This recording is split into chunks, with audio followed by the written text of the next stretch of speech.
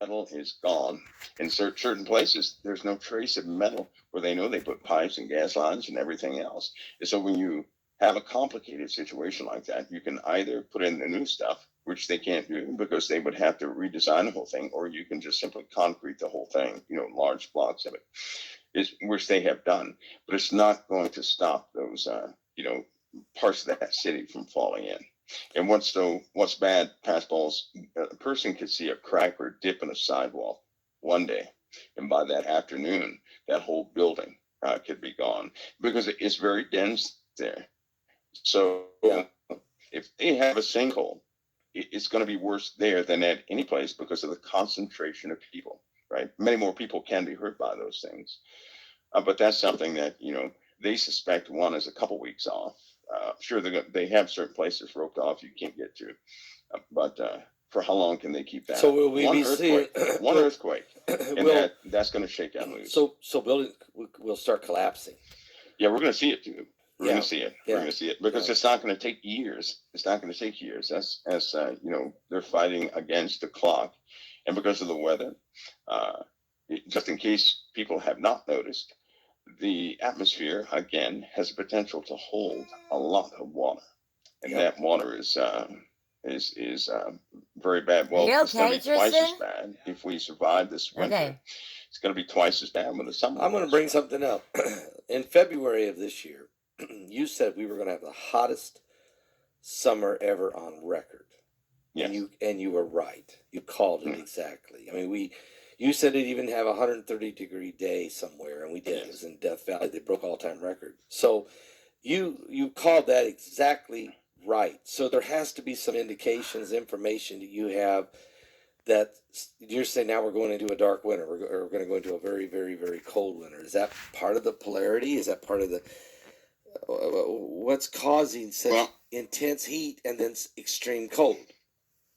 We have an extraordinary changes in the planet due to, there are certain cycles. It was always coming, right? So it's almost non-avoidable. It's not from global warming. The entire solar system is undergoing a process that it naturally was going to go through. Every planet is heating up beyond belief. Every single last one. In fact, they're going to have to abandon about three missions concerning Mars because of the sheer temperature shears that they're going to be reaching.